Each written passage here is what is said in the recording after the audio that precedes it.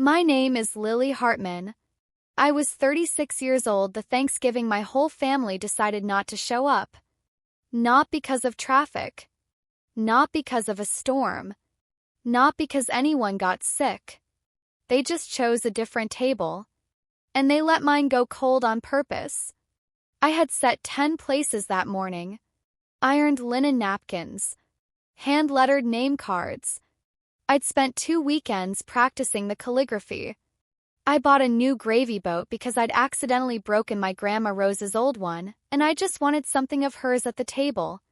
I brined the turkey for 2 full days. I made 3 pies from scratch. And one by one, every single chair stayed empty while my candles burned down to nothing. But here's what I need you to understand right now, because this is the part that still keeps me up sometimes. Sitting at that table alone, crying into food nobody else would ever taste? That was not the worst thing they did to me. The worst thing was already folded into thirds in an old man's coat pocket, waiting in the snow outside my door. And by the time that winter ended, for people in my family were going to wish with everything they had that I had never ever opened it. Stay with me. 'Cause this story goes places you will not see coming. Welcome to Silent Revenge, where quiet women face loud families and let the truth do all the talking. If a story has ever pushed you to finally draw a line you've been putting off for way too long, you are in exactly the right place. Drop a comment right now, tell me what city you're watching from, hit subscribe, and do not go anywhere because what happens next changes everything. Let me take you back to the beginning because you need the full picture. I'm a forensic accountant based in Charlotte, North Carolina. My job, in plain simple terms, is this: I find money that people are hiding. I follow numbers the way a hunting dog follows a scent. I can look at a bank statement and feel it in my gut the way some folks feel a coming storm in their bones when the numbers are lying. That one skill was about to matter more than anything else in my life. The year I decided to host Thanksgiving, I was finally in a house big enough and making enough money to do it right. I told myself I was being generous. The truth? I was begging. I was 36 years old and still trying to earn my spot in a family I'd been part of since I was barely 2 years old. Not because I was born into it, but because they had, as they put it, taken me in. Those 3 words. I grew up hearing them like a slow drip on the same spot. Taken in. Given a roof. Given a chance. Be grateful. I came to the Harpers, my adoptive family, when I was 2 years old. My adoptive mom, Patricia Harper, already had 2 kids of her own, my older brother Connor, 38, and my sister Jess, 39. My dad in that house was Frank Harper.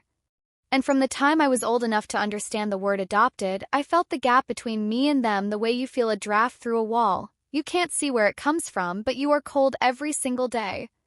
Birthdays forgotten or remembered late. Jess got new clothes, I got her old ones. Jess's report cards got a celebration, mine got a nod. I learned to read that gap early, the way kids learn to read a room, quiet, watchful, already building a shell around the soft parts of themselves so nothing can reach in and break them. Tricia sat me down when I was 11. She crouched so we were eye to eye, the way you do when you want something to stick, and she said, "Lily, you were a blessing we chose. But you need to understand, some things in this family are just for us." She meant it kindly. I know that now. But what an 11-year-old hears is, "You are not fully ours." And what that 11-year-old does is decide to make herself so good, so useful, so completely necessary that no one could ever justify pushing her out. That is a tiring, heartbreaking way to live. I don't recommend it to anyone. The one person in that family who never once made me earn my place was my grandpa, my adoptive grandpa Edward Harper. Grandped. He called me Bug, which I thought was embarrassing as a kid, and now I'd give anything to hear again. Every fall, he would sit me up on the kitchen counter and we'd make a spiced apple cake together. Cinnamon, nutmeg, brown butter, tart apples from the farm stand 2 miles down the road. He never made me feel like a visitor in his kitchen. And that cake, all these years later? I still make it every single fall. I never once thought to question why I knew the recipe by heart when nobody ever wrote it down. Just lived in my hands. Like it had always been there. Grandpa Ed was 82 that winter. He'd had a bad fall back in August, slipped on wet deck boards behind his house, and after that he got quieter. Foggier.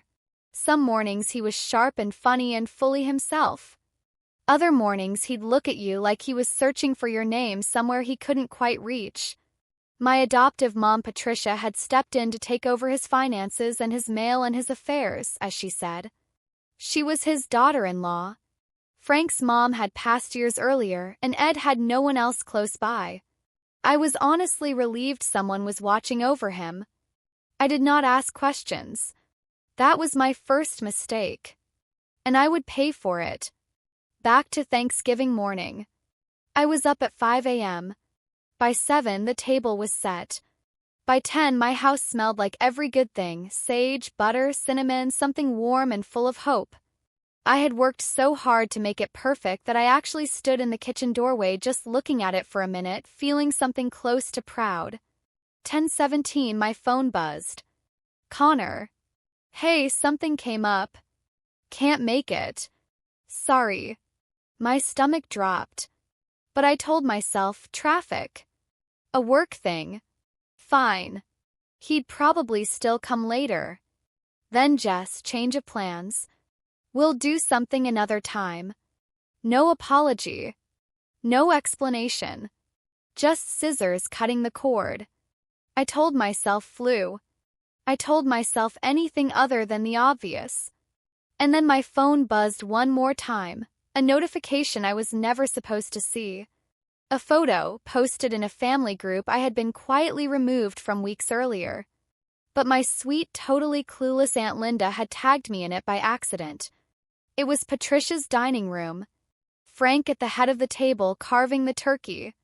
Connor pouring wine. Jess laughing at something. My little niece wearing a paper crown. The whole family warm and together and happy. On my platter. The one I'd given Patricia 3 Christmases ago. They were all there. Every single one of them. They had not forgotten. They had not gotten sick. They had looked at my invitation, looked at each other, and picked a different table. Consciously. As grown adults. They left me out on purpose. I called Patricia. She picked up on the 3rd ring over the sound of laughter and silverware. Lily, she said. It's a busy day. I asked her, very calmly, and I am still proud of how steady my voice stayed, why nobody came. There was a pause. Kind where someone is deciding how much truth to hand you. We only do one big get-together these days, she said. It made more sense to do it here. Then she hung up. Past the gravy, I assume.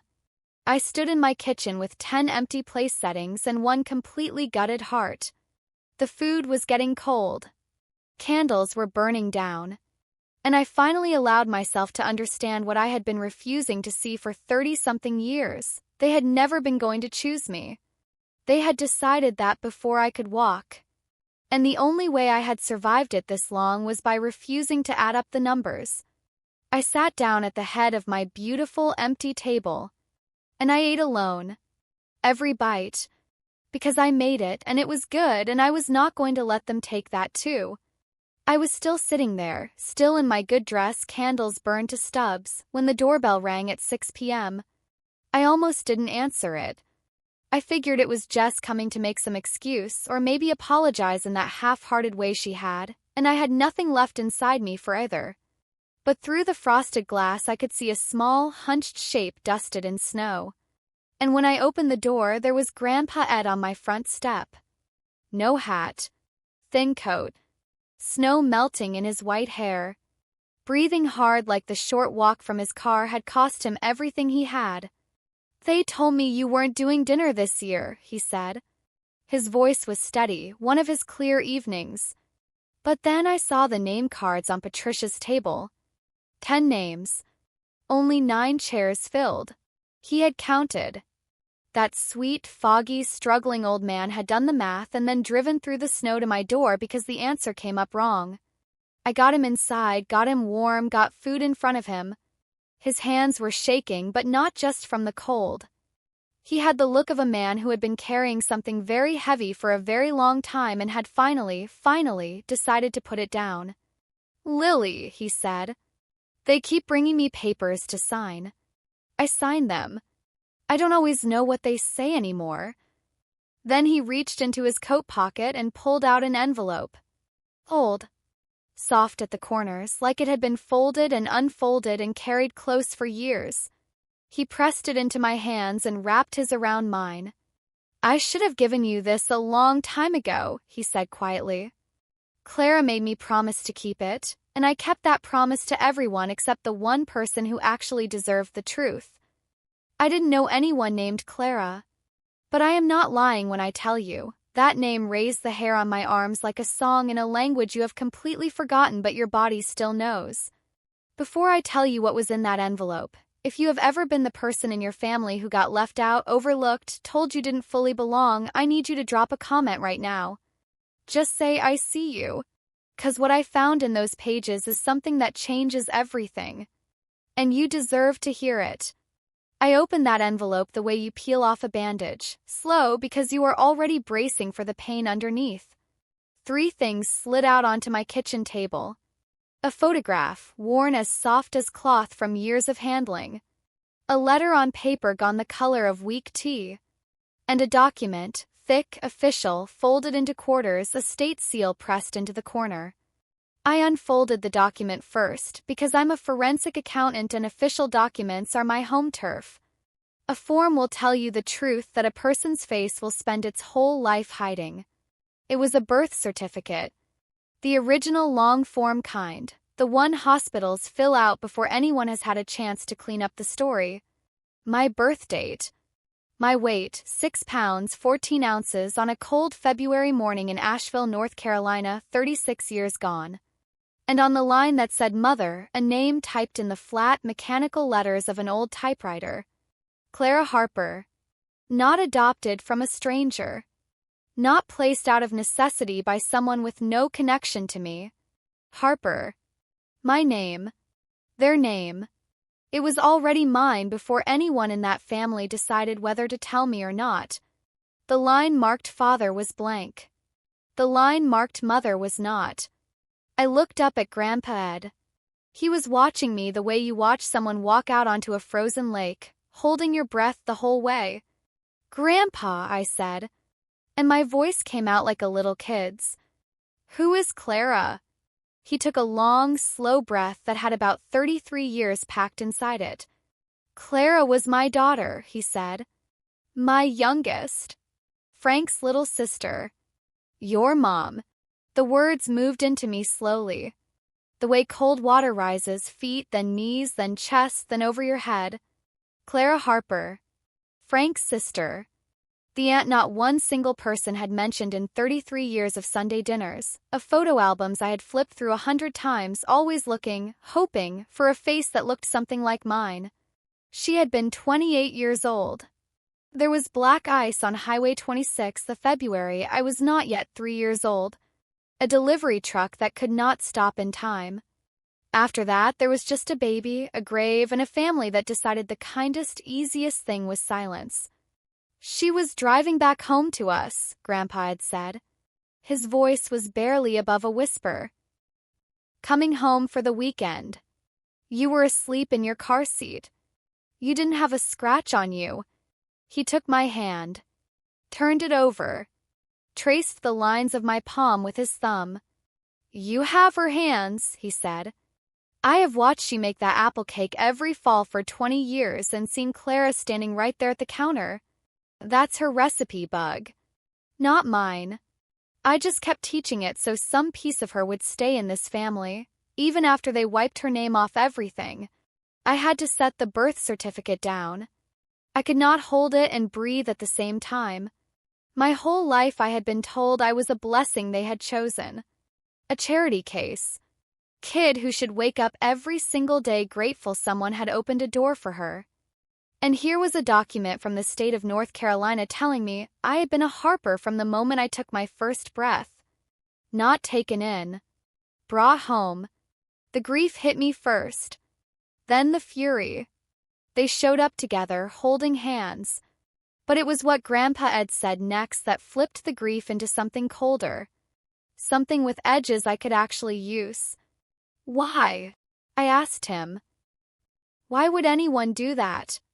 Why would anyone keep this from me my entire life? He looked like the answer left a bad taste in his mouth.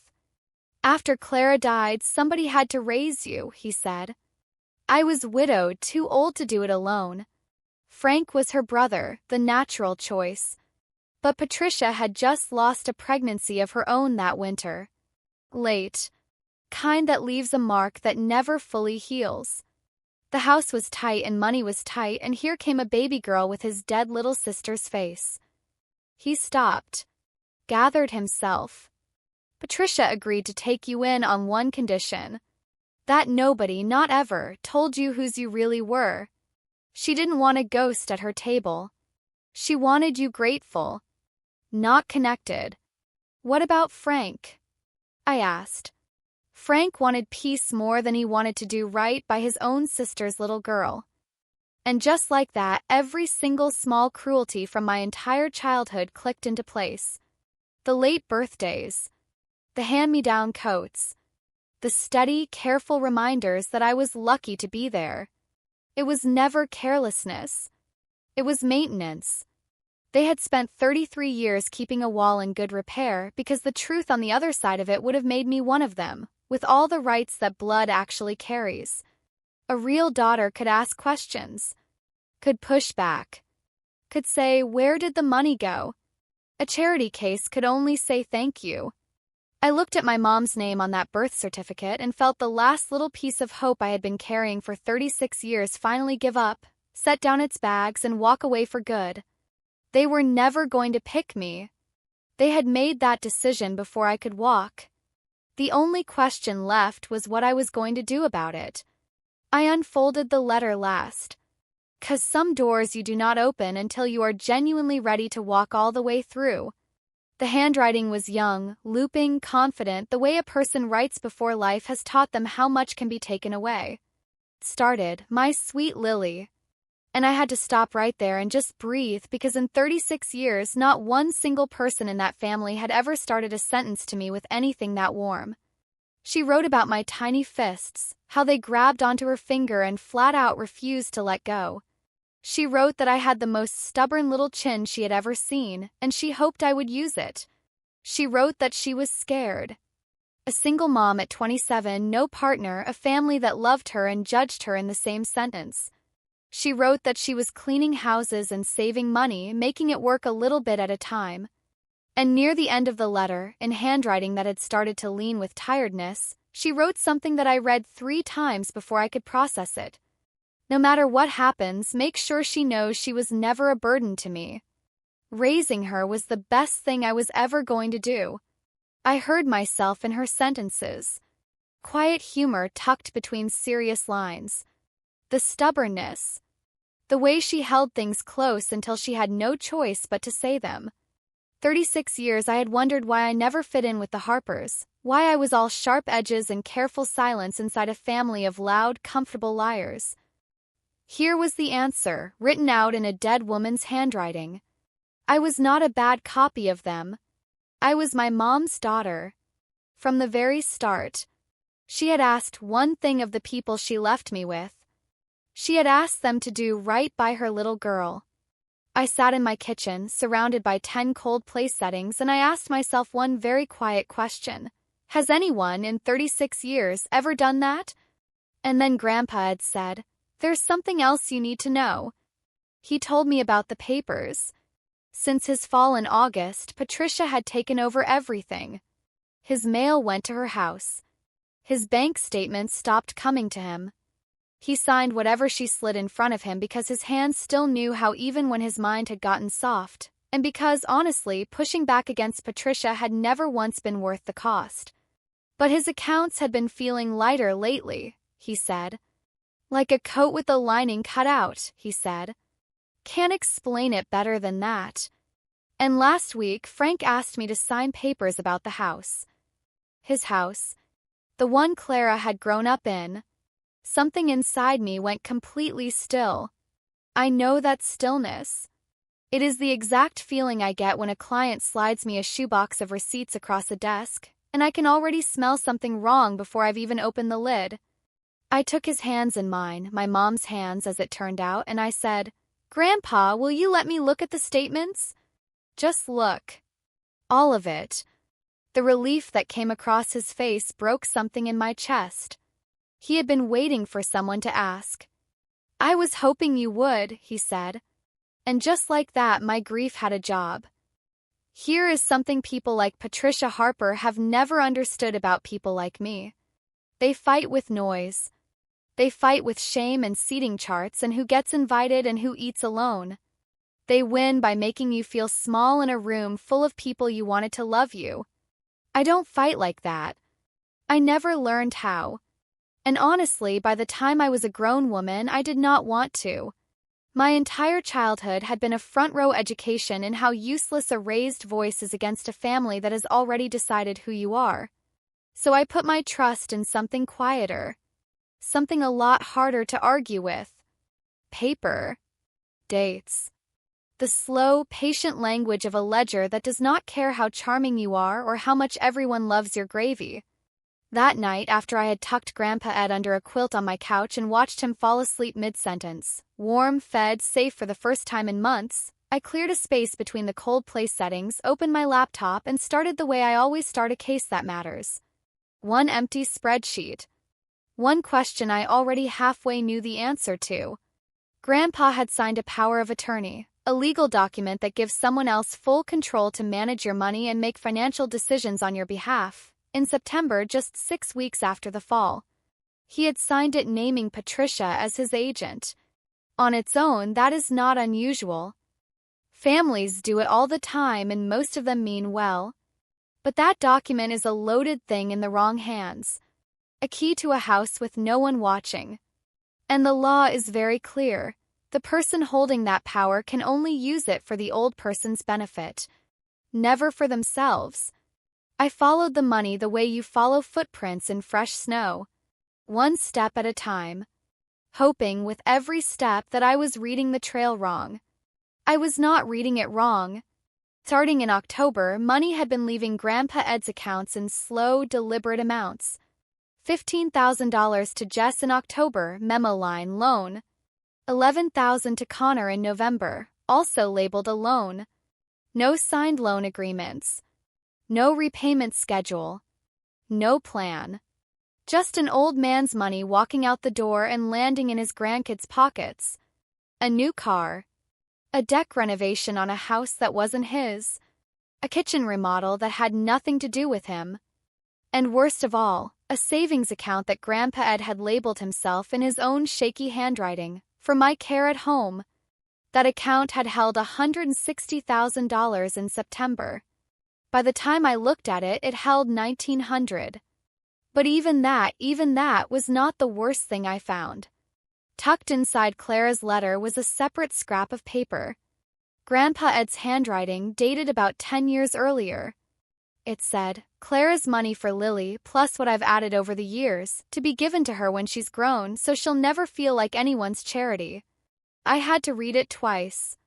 Clara had cleaned other people's houses. She had saved money from those wages.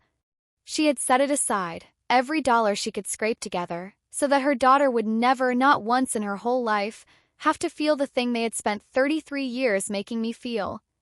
That fund. That small, hard-earned, sacred little fund. It had been sitting inside that care account. Patricia and Frank had spent my dead mom's housekeeping savings. They used it for a car for Jess and a deck for Connor. I pushed back from the table and went to stand at the window. I stood in the dark for a long time. Then I sat back down. 'Cause the truth does not stop being true just because you need a minute. There was more. A draft of a new will, half-finished, sitting in an email attachment, quietly cutting out all the small gifts Grandpa Ed had promised to old friends and to his church. Every dollar funneled straight to Jess and Connor. And a purchase agreement, unsigned but dated, for the sale of his house. Clara's house. The one he had raised his family in. They were not just spending his money. They were taking him apart piece by piece while he was still alive and still signing his name to things he did not understand. If you are watching this and you have an older parent or grandparent and you have no idea who is managing their money right now, please pause this video and go find out. I am not being dramatic. What I found next is exactly why it matters. Keep watching.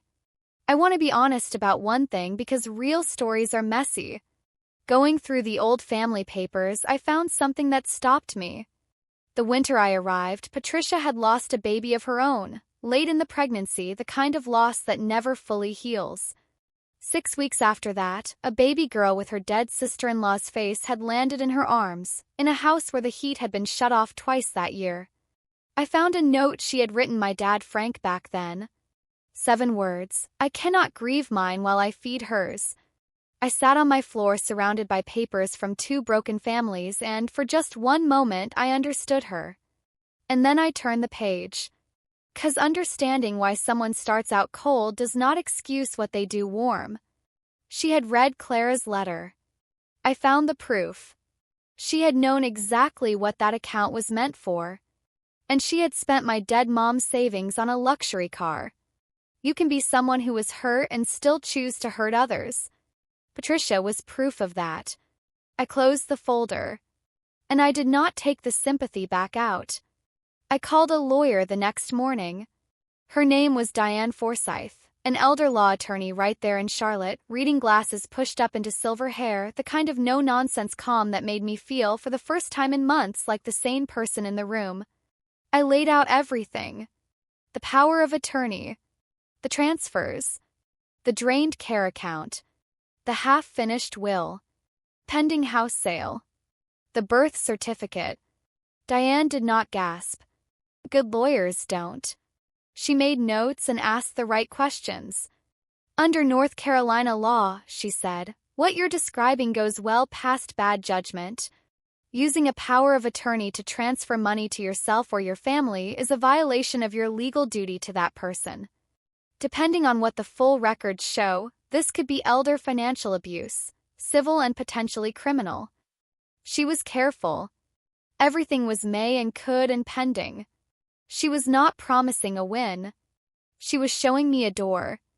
We could ask the court for a full review of every dollar spent under that power of attorney. We could file to suspend Patricia's authority. We could report to Adult Protective Services. None of it was quick. None of it was loud. All of it was real, built on paper, tied to dates, and impossible to smile your way out of. This is a long road, Diane told me. I've been walking longer ones since I was 2, I said. They found out I was digging before I wanted them to. Course they did. A teller at the bank mentioned to Patricia that her daughter, the accountant, had been requesting full statement histories. Patricia called me that same night, and every ounce of warmth was gone from her voice.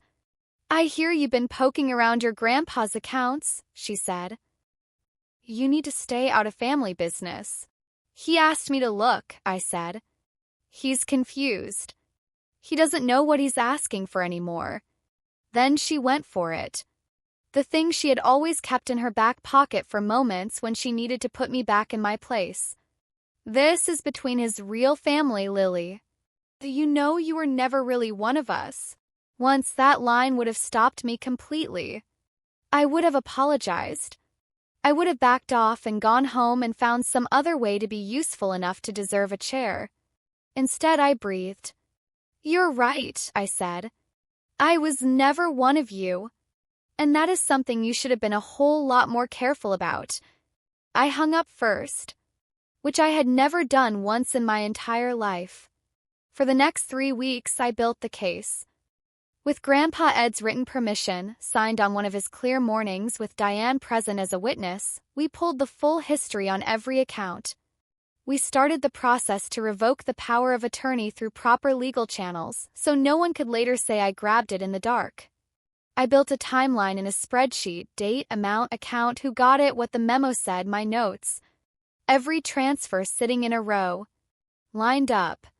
Patient. Waiting. I also found someone who had not shown up in the documents yet.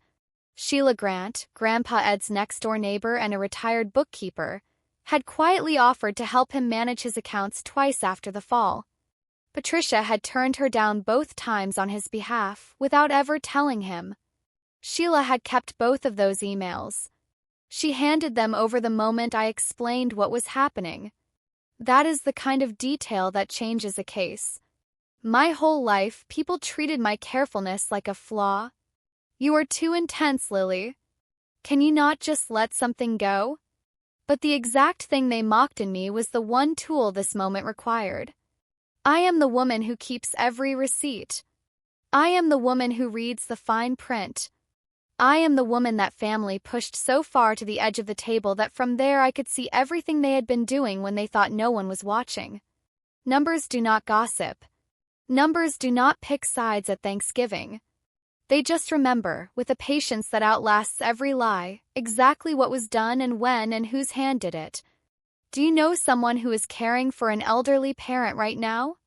Are you the one holding the paperwork or is someone else? Drop a comment and let me know, because what is about to happen at this birthday party is something nobody in that family was prepared for. Keep watching. I gave Frank one chance before I went any further. He was my uncle, the only blood relative I had left who had actually known Clara, who had grown up with her, who according to family stories had pulled me out of that wrecked car on Highway 26 when I was barely 2 years old. I drove to his place on a gray Tuesday morning and I did not bring the binder. I brought the letter. I set it on his kitchen table and watched his face do what a man's face does when he recognizes his little sister's handwriting after 30 years. I know the truth now, I told him quietly. I'm not here to blow up your life. I just need you to help me protect your dad. That is all. Stand with me, Frank. And most of this never has to leave this family. For 1 second, I want to be honest here, I thought he was going to do it. His hand moved toward that letter. His eyes went wet. The boy who had loved his little sister was right there, flickering behind the tired face of the man who had helped erase her. Then he pushed it back across the table. Untouched. Dad is fine, he said. Patricia takes good care of him. You always made everything into a bigger drama than it was. Just let it go, Lily. Let it go. The Harper family's favorite 2 words.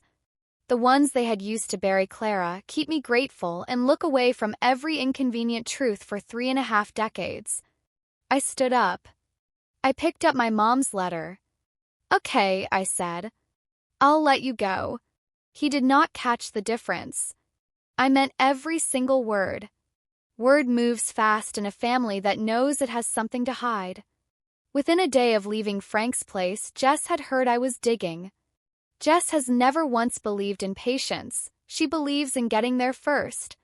She pushed to get the house sale moving before anything could stop it, pressed Grandpa Ed for a signature on one of his foggier afternoons, and started moving money out of the remaining accounts still within Patricia's reach on paper. That was the part that made me sick at 3 in the morning. The law moves at the speed of the law.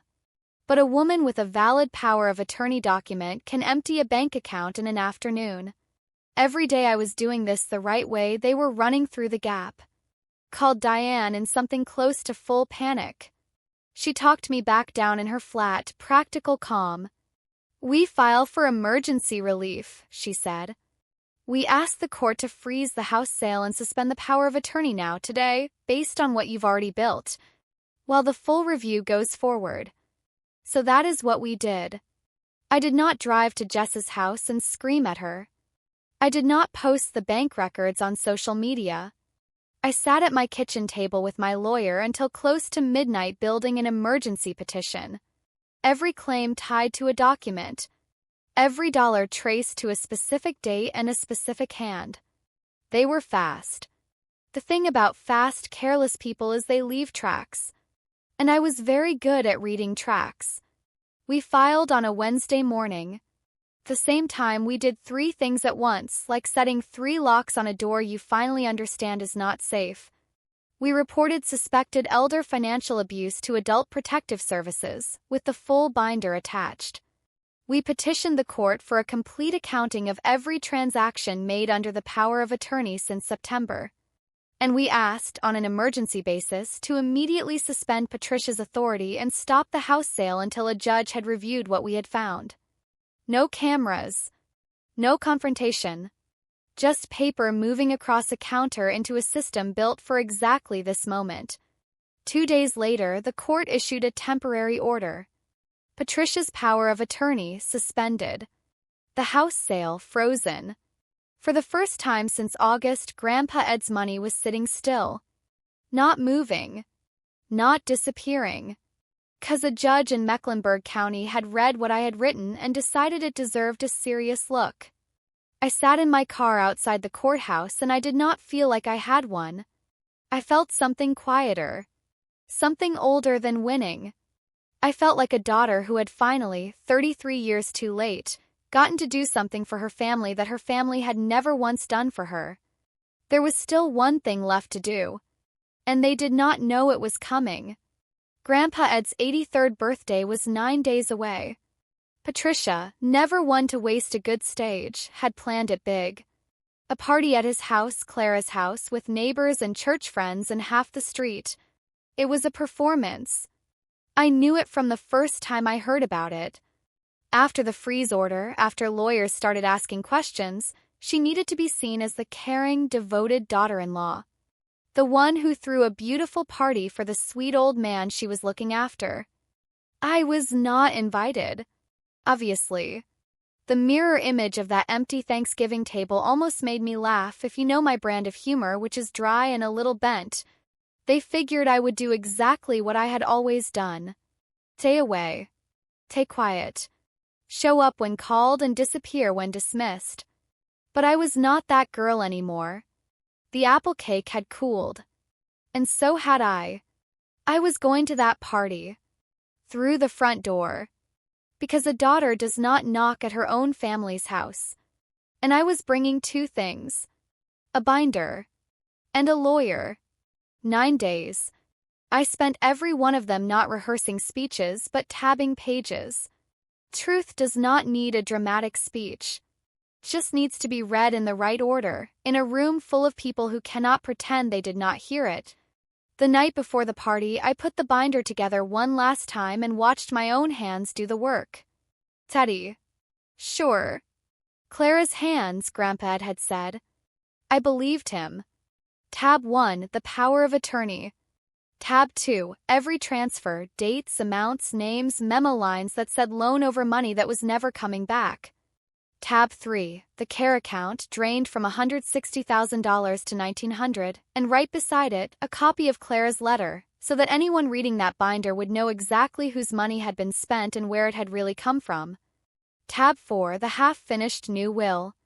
Tab 5, the frozen house sale and the court's order sitting right next to it like a closed door with a padlock on it. Then I baked the apple cake. Cinnamon and nutmeg and brown butter and tart apples, the recipe living in my hands the way it always had. Except now I understood the truth of it. It was not a comfort I had borrowed from someone else's family. It was an inheritance. The one thing that could not be spent down or transferred or drained in an afternoon. I was not bringing it to make peace. I had no peace left to offer.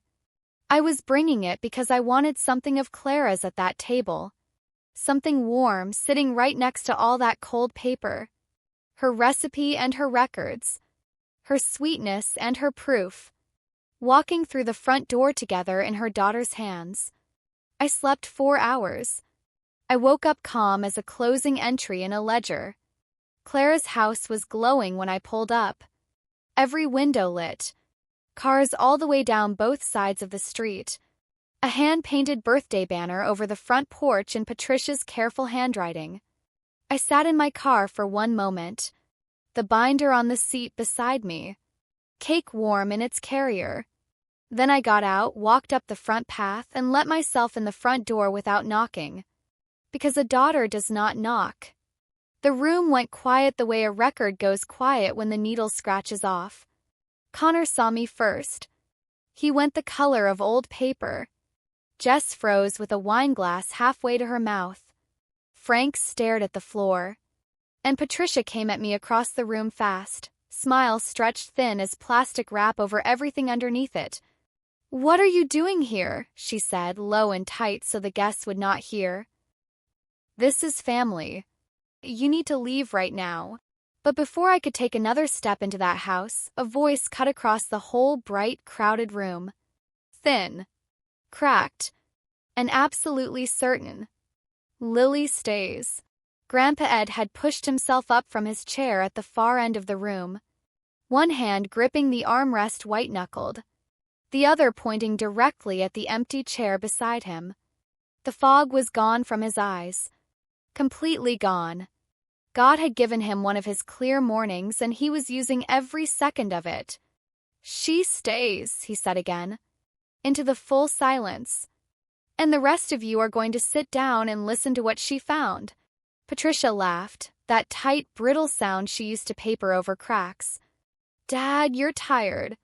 You're not yourself today. This is your party." "I am 83 years old," he said, and his voice did not waver. "I am clearer right now than I have been in months. And I am asking my granddaughter to stand up in my own house and tell the truth for once."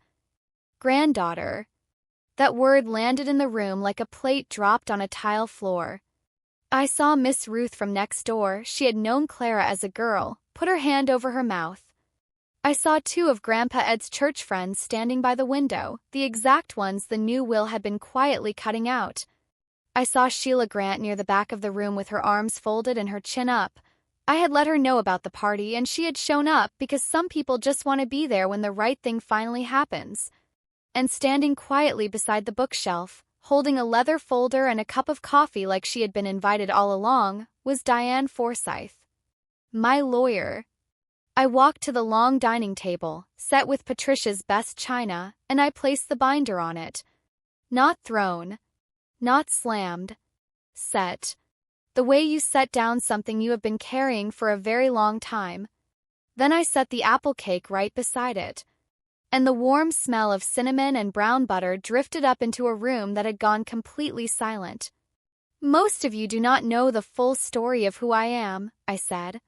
My voice came out quiet, almost gentle.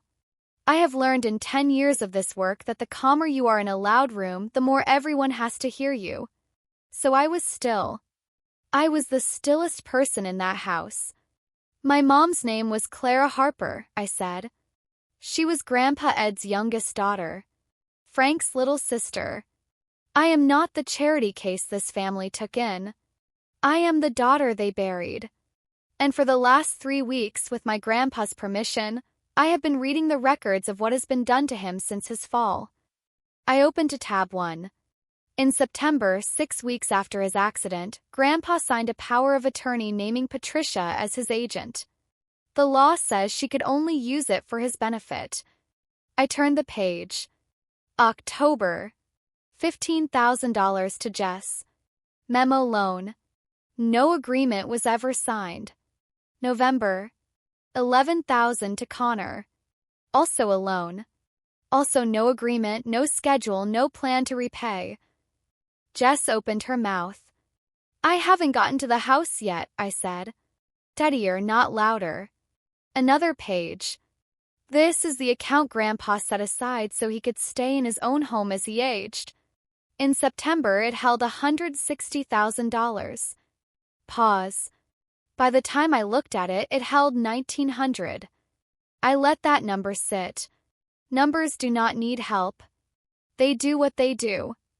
It paid for a car, a deck, kitchen remodel in a house that is not this one.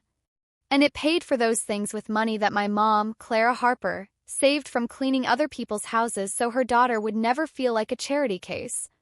I have that in her own handwriting. It is in this binder." Patricia came across the room at me, and the hostess mask was completely gone. "How dare you?" she said. Her voice climbed. Cracked. Right in front of every person she had invited to watch her be devoted and loving. "After everything we gave you, you ungrateful, selfish." She was shouting. I was not. That was the entire point. The one thing I had promised myself sitting in the car. She got louder. I stayed still. And with every word she threw, every face in that room turned a little more toward me and a little further away from her.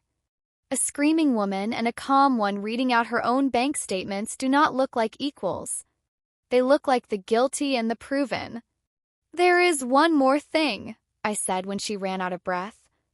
"You have used a particular word for me my entire life. I want to give it back." "Say what you came to say and get out of my house," she said.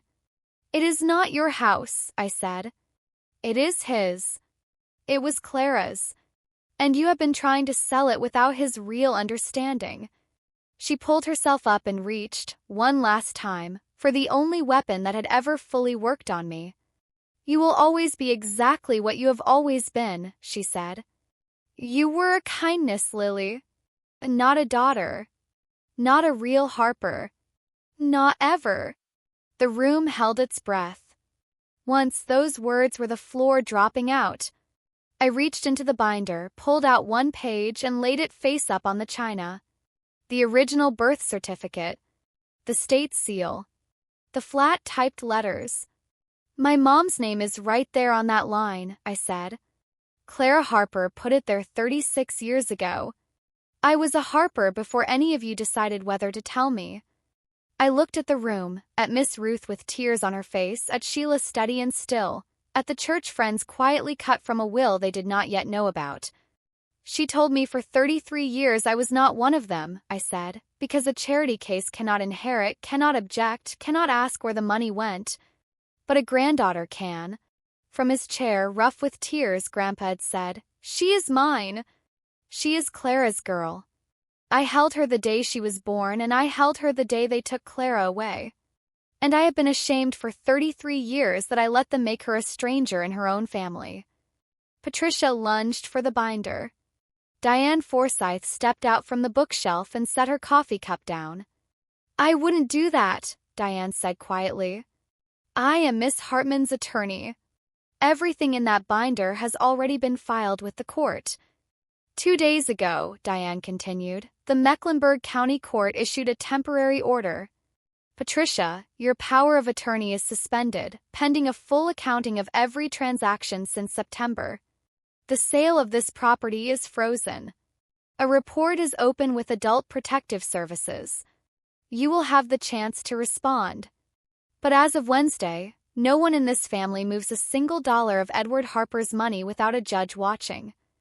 Connor sat down hard. Jess was in the corner on her phone. Frank had his face in his hands. And Patricia stood in the center of her beautiful, ruined party with nothing left to say. I closed the binder. I had not raised my voice once. The apple cake was warm on the table, and my grandpa reached his hand out across all of it. I took it. His thumb found the lines of my palm. Clara's lines. "I don't want this handled by family anymore," he said, loud enough for everyone in that room to hear. "I want a neutral professional, someone with no stake in any of this, watching every dollar so I can live in my own house and know the truth is on the record." He looked at me. "That includes you, sweetheart. Especially you.